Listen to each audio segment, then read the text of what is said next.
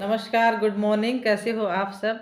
उम्मीद है आप सब बहुत अच्छे होंगे, स्वस्थ होंगे, मस्त होंगे और मैं भी अच्छी हूँ, स्वस्थ हूँ, मस्त हूँ। और आप सबका मेरे चैनल पे बहुत-बहुत स्वागत है। हमेशा की तरह लेकर हाजिर हूँ आपके लिए एक बहुत ही नया प्रेरक प्रसंग। कल मैं वीडियो नहीं डाल पाई क्योंकि तबीयत ठीक नहीं थी। इस वजह से आज फिर से आपके सामने हाजिर हूँ एक नई मोटिवेशनल प्रेरणादायक कहानी लेकर के, जिसका शीर्षक है संयम और साहस। तो कहानी सुनने से पहले वीडियो को शेयर कर दीजिए, चैनल को सब्सक्राइब कर लीजिए, वीडियो को लाइक कर लीजिए और अगर आप चैनल पर नए हैं तो घंटी के बेल आइकन को दबा करके ऑल पे ज़रूर क्लिक कर लीजिए ताकि अपलोड होने वाले वीडियो का नोटिफिकेशन आपके पास सबसे पहले पहुंच सके। तो कहानी कुछ इस प्रकार है, संयम और साहस कहानी का शीर्षक है। बहुत दिनों पहले की बात है। एक गांव था। तो उस गांव में एक नाई रहता था। वह नाई बहुत ही आलसी प्रवृत्ति का था। सारे दिन आईने के सामने बैठा टूटे कंघे से बाल संवारते हुए रहता था और पूरा दिन ऐसे ही गंवा देता था। उस टूटे हुए कंघे से खुद के बाल संवारते संवारते सारा दिन बिता देता था। उसकी बूढ़ी माँ थी, वो उसके आलसीपन से बहुत परेशान थी। सारे दिन उसको फटकारती रहती थी। आखिरकार एक दिन उसकी माँ ने उसकी गुस्से में पिटाई कर दी, लेकिन उसकी कोई भी उसके असर नहीं होता था। लेकिन जैसे उसने पिटाई की तो बेटा जवान था।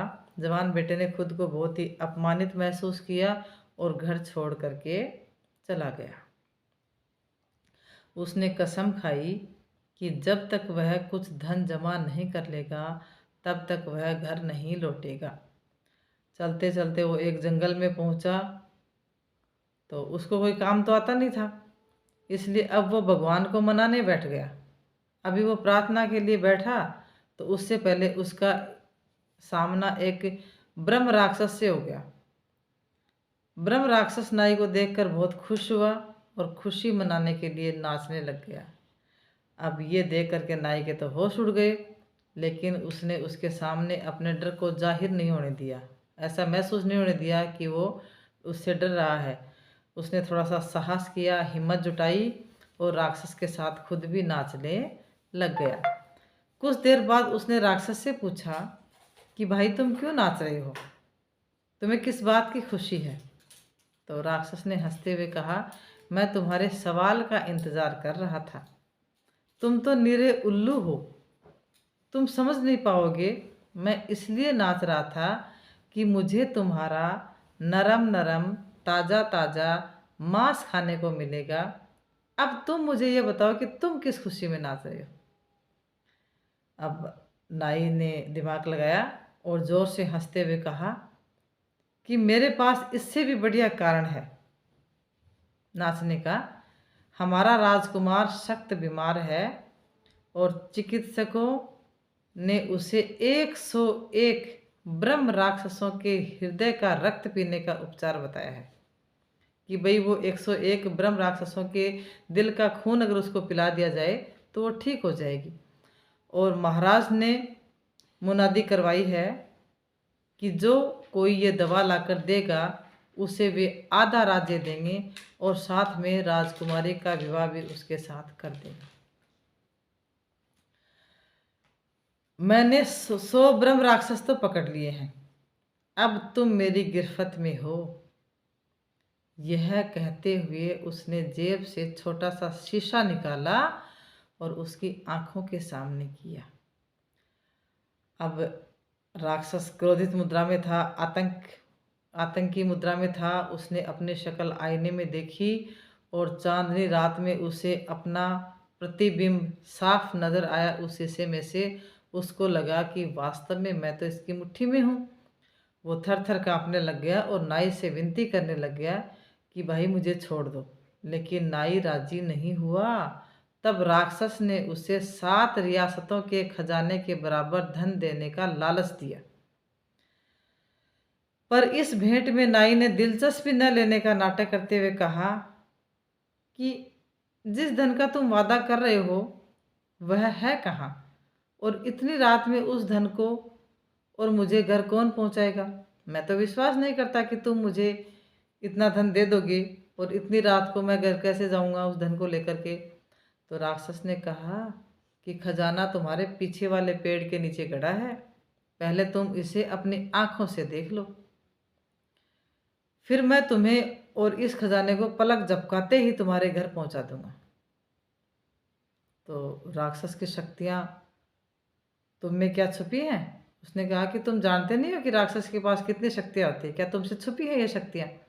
कहने के साथ ही राक्षस ने पेड़ को जड़ समेत उखाड़ दिया और हीरे मोतियों से भरे हुए सोने के 7 कलश वहाँ गड़े हुए थे वो बाहर निकल आए।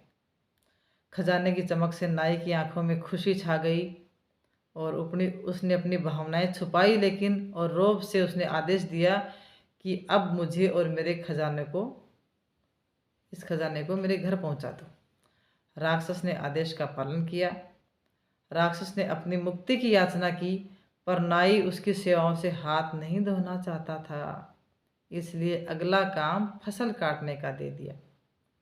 अब बेचारे राक्षस को ये यकीन था कि वो नाई के शिकंजे में आ गया है, सो उसे फसल काटनी पड़ेगी। वो फसल काट रहा था कि वहाँ से दूसरा ब्रह्म राक्षस गुजरा। अपने दोस्त को इस हालत में देखकर वो पूछ बैठा। तो ब्रह्म राक्षस ने अपनी आप बीती उससे शेयर की, उसको अपनी आप बीती बताई और कहा कि इसके अलावा कोई चारा नहीं है मेरे पास। तो दूसरे राक्षस ने हंसते हुए कहा कि तुम पागल हो गए हो, राक्षस आदमी से कहीं ज़्यादा शक्तिशाली और श्रेष्ठ होता है, तुम उस आदमी का मुझे घर दिखा सकते हो? तो उस राक्षस ने कहा कि हाँ, मैं बिल्कुल तुम्हें उसका घर दिखा सकता हूँ, पर दूर से दिखाऊंगा, और धान की कटाई किए बिना मेरी वहाँ जाने की हिम्मत भी नहीं है। ये कहकर उसने नाई का घर दूर से दिखा दिया।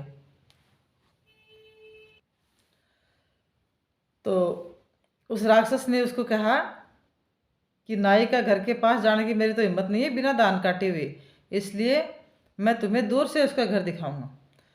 और उसने दूर से उसको उसका घर दिखा दिया। दूसरी तरफ जब देखा तो नाई ने अपनी कामयाबी के लिए अपने घर पर अच्छे भोजन का आयोजन किया हुआ है और एक बड़ी सी मछली भी लेकर आया हुआ है वो। लेकिन एक बिल्ली टूटी खिड़की से रसोई में आकर के मछली खा गई थी। गुस्से में नाई की बीवी बिल्ली को मारने के लिए झपटी, पर बिल्ली भाग गई। उसने सोचा कि बिल्ली इसी रास्ते से वापस आएगी, इसलिए वह मछली काटने की छुरी लेकर के खिड़की के पास खड़ी हो गई। उधर दूसरा राक्षस दबे पांव नाई के घर की ओर बढ़ा। जो कह रहा था ना उसको कि भाई तुम पागल हो, आदमी से ज़्यादा ताकत होती है राक्षस में, वो राक्षस धीरे धीरे कदम बढ़ाते हुए उस खिड़की के पास नाई के घर की ओर आ रहा था। आगे जैसे ही बढ़ा और टूटी हुई खिड़की से वो घुसा, तो बिल्ली की ताक में खड़ी उस नायन ने तेजी से चाकू से वार कर दिया और निशाना सही नहीं बैठा, पर राक्षस की लंबी नाक जो है वो आगे से कट गई। वो चाकू जो है वो राक्षस की नाक पे लगा और उसकी नाक कट गई। अब दर्द से कर्राता हुआ राक्षस भाग खड़ा हुआ और शर्म के मारे वो अपने दोस्त के पास भी नहीं जा पाया। अब पहले वाले राक्षस ने धीरज के साथ पूरी फसल काट दी और अपनी मुक्ति के लिए नाई के पास गया। अब धूर्त नाई ने उसके साथ चालाकी करी थी। अब नाई ने उसको उल्टा शीशा दिखा दिया। अब राक्षस ने बड़े गौर से देखा। अब उसने देखा कि अब तो मेरा प्रतिबिंब मुझे दिखाई नहीं दे रहा है, मेरी छवि मुझे नहीं दिखाई दे रही है। तो राक्षस ने बहुत ही चैन की सांस ली और नाचता गुनगुनाता हुआ वहाँ से चला गया। तो दोस्तों, इस कहानी से हमें यह शिक्षा मिलती है कि हमेशा धैर्य और संयम रखने से बड़ी मुसीबत टल जाती है। साहस से बड़ी कोई शक्ति नहीं होती है। जिस प्रकार नाई ने राक्षस के सामने साहस दिखाया और अपनी कमजोरी का एहसास नहीं होने दिया और धैर्य रखा और संयम रखा और उसके ऊपर विजय प्राप्त कर ली, खुद ने ही उससे काम करवा लिया और अपने आप को मौत के मुंह से बचा लिया। तो ये आज की कहानी थी। इस कहानी को सुनकर के आपको कैसा लगा, कहानी आपको कैसी लगी, कमेंट बॉक्स में कमेंट करके ज़रूर बताना।